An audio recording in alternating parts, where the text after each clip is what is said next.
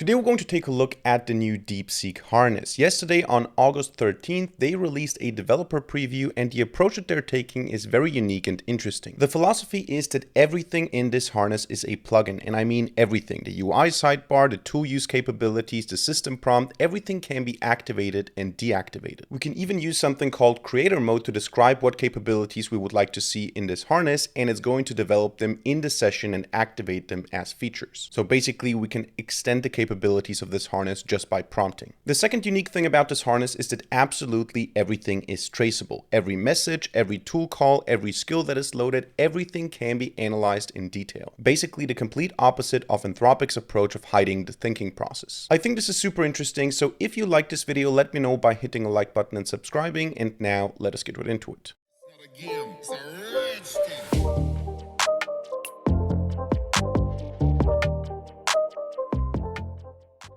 Alright, so we're going to take a look at the DeepSeek harness in this video today. Yesterday they released a developer preview. Today I'm recording on August 14th, hopefully also releasing on the same day.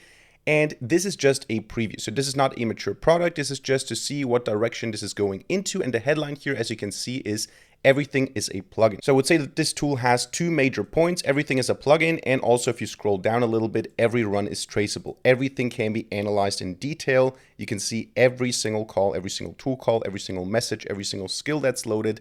This is the complete opposite of Anthropic hiding their thinking process. You can literally see absolutely everything. So if we go to the repository, you will see that this DeepSeek harness here is based on something called Cordis. It also has here its own GitHub repository.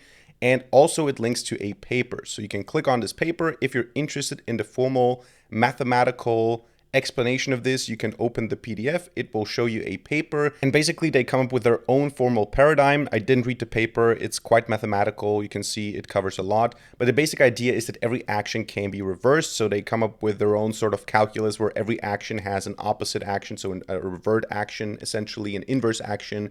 And the focus is on dynamic composition, temporal composability, so I can add something and I can remove it and basically it doesn't have any unwanted side effects, and also spatial composability, the ability to declare and reactively manage intercomponent dependencies. If you're interested in that, take a look at the paper. I'm not going to cover this today. I want to take a more practical approach. I want to install the harness and show you how it works.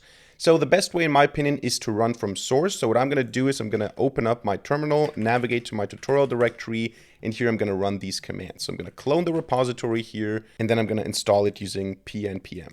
So I'm going to go into, actually I can type this out myself, into the DeepSeek harness, pnpm install, then pnpm run build, and then we can run the web interface. So pnpm run build. There you go, the build is done. Now we can go and say pnpm dsh web. So this is going to open the web UI. This is how we're going to use this harness. So I can click on this link here and it's going to open the DeepSeek harness in the web. Now you can see I already have some sessions here. I can archive those if I want to.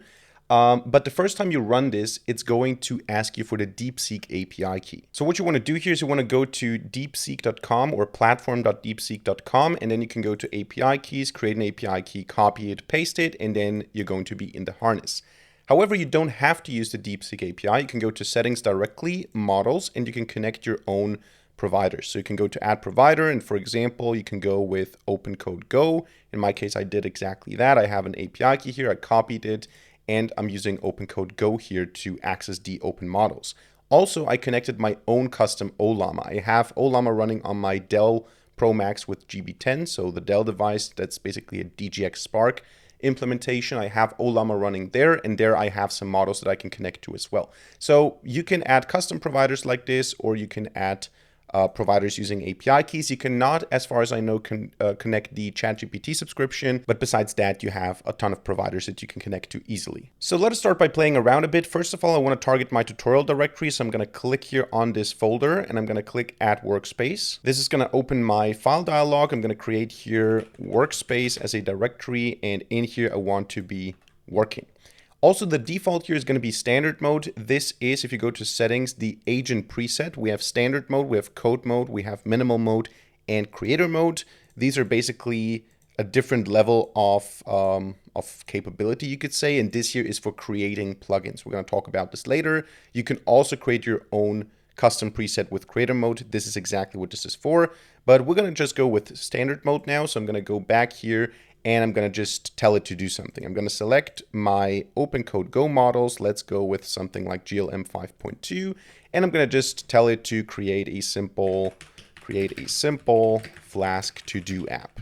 Because the first thing I want to show you is how we can actually trace everything, because that is super impressive. We can see every single thing that is happening. So of course we see the thinking process, we see the bash calls, but if we go here to trajectory, we can analyze every single step graphically. So I can also select here a certain section if I want to focus on it, but I can also click on the individual things. So first of all, I have the system prompt. What exactly is the system prompt? Then I have my user prompt, and then I have the context that is loaded here, and also what the assistant is doing. The assistant message, the thinking process I have here. I can see the preview, I can see the raw text, I can see the tool call here. So it calls a bash tool to run a command which directory it's in and to list the content of the directory. I can see the exact payload. I can see the result of this tool call. Every single thing is traceable here. And I also get the stats, how long it took, how many turns I have. You can see exactly when it happened, the duration of the call. Every single thing is traceable, and we can also export here the session log. So here I can save this as a zip file by clicking the button. And if we take a look at it, I can open it, and it contains a session.jsonl. So let me go to my tutorial directory here, and we can take a look at this session.jsonl, and you can see exactly what is happening here. Notice this is just a head command, so we only see the first couple of lines. But yeah, so super transparent, and this should work now. So I should be able to run this by going into my tutorial directory, going into the workspace, and then saying source vn probably bin activate, and then I should be able to say Python 3 app py, and then I should be able to visit this to-do app. Not a very complicated task, but it worked. But let's now talk about the plugin system, because that is super impressive how modular this thing is. If I go to settings, you will see in the plugin section here that I have a plugin list, and this plugin list is literally every single thing that you see here. It is so granular that I can just disable the sidebar, for example. So this UI sidebar here, this is a plugin. It can be activated or deactivated. Now we don't do this here in the UI. Probably in future versions, you will be able to just enable, disable with the click of a button. Currently, we do that with a config file. So we can open up a terminal. I can zoom in a bit. Then we can go to the .dsh directory here. We can go to profiles. We can go to web. And in here, we have a Cordis patch YAML file. So in this Cordis patch YAML file, I can make changes. The default is an empty list, but I can, for example, disable the sidebar. So the only thing I would have to do is I would have to say -id is UI sidebar, and then I would have to indent and say disabled is true. And I think we only have 2 spaces here, so that's the proper indentation. Save this, close this, and if I now reload my harness, the sidebar is gone because I deactivated the plugin for it.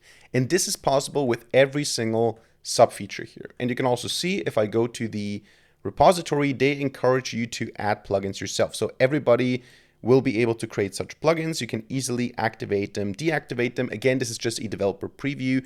It's a little bit scuffed how you have to handle everything, but it's going to get more and more mature and also more user-friendly over time, I guess. So we can just go back here, remove this or comment this out and add the empty list again. Then if I reload in real time, I'm going to get the sidebar back. And again, you can do that with all the different plugins that you have here. However, you can also create your own plugins. This is the most interesting thing. I can start a new session here in creator mode, which is specifically made for dynamically adding plugins. And I can just say that I want to have a simple plugin added here. So I'm going to use a very simple example here. Let me go to something like DeepSeek V for Flash, or let's go with Pro. It's going to be more capable to do that. And let's go with reasoning mode high. I'm going to say add a plugin for a cat overlay that is running from left to right and back all the time at the bottom of the screen. So not a very useful plugin, but this is basically a cat animation that's going to go left and right at the bottom of the screen, and it's going to add this as a plugin. You can see by using creator mode, it automatically loads the Cordis plugin development skill and it knows what to do. So there you go, now it's done and it asks me to confirm that I want to add this plugin. I can approve this by clicking this button and now I have a cat. Now the animation is not very beautiful, but the cat is floating from left to right. I can of course keep prompting and say animated, I want to see it stepping or something. But now I have this plugin dynamically loaded into my session and I can also stop it. So it removes the cat, I can also start it again. And this is of course a very useless plugin, so let's go ahead and do something more useful. Add a plugin, and of course don't forget to go to creator mode here. Add a plugin for a calculator overlay. In the bottom right, I want to have a simple GUI calculator tool. And now it's also done with that, so I can approve this one. And there you go, I have a calculator plugin. And maybe I should move my camera. Let me move it to the top right. Now I have this calculator plugin here. I can probably, I don't see the buttons. I guess this is going to be plus. No, this was minus. Okay. So there is, of course, stuff that can be improved. This was division. Great. What do we have here? This is addition. So that's going to be multiplication, I guess. There you go.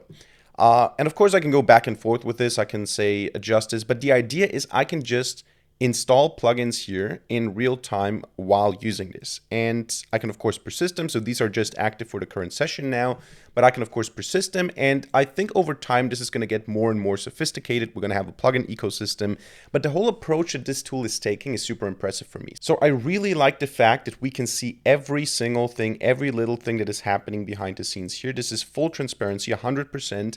We can connect different providers. Maybe I want to show you this as well. If I moved my camera back down, I will activate NVIDIA Sync. This connects to my Dell Pro Max with GB10. I can connect to Ollama. So here I can go to Ollama and this is going to tell me that Ollama is running. So I can use my models there too. For example, let's go with GPT open source 120 billion parameters. And I can say, I can just say hello. I'm not going to give it a big task now. And there you go. It answers hello. How can I assist you today? So this is just showing that we can connect this. Again, this is done by going to models, going to custom provider. And then I have my Ollama provider here. I can also load the available models because now I have multiple. I can say fetch and then I can see that I also have additional Gamma models here that I downloaded yesterday. So I can apply this and use those. But this is super convenient. Again, we have the trajectory, we can see everything, we can use our own models, different providers, and we have this plugin ecosystem here, or this plugin system where everything is a plugin. Every single feature here, every UI element can be activated or deactivated, which makes this super customizable and modular. So definitely something to keep on your watch list. So that's it for this video today. I hope you enjoyed it and hope you learned something. If so, let me know by hitting a like button and leaving a comment in the comment section down below. Also, in case you're interested, on my website, you'll find a services tab and a tutoring tab. There you can contact me if you need help with a project, if you need a freelancer or a consultant. You will find the LinkedIn and the email links at the bottom of both pages. Besides that, don't forget to subscribe to this channel and hit the notification bell to not miss a single future video for free. Other than that, thank you much for watching. See you in the next video and bye.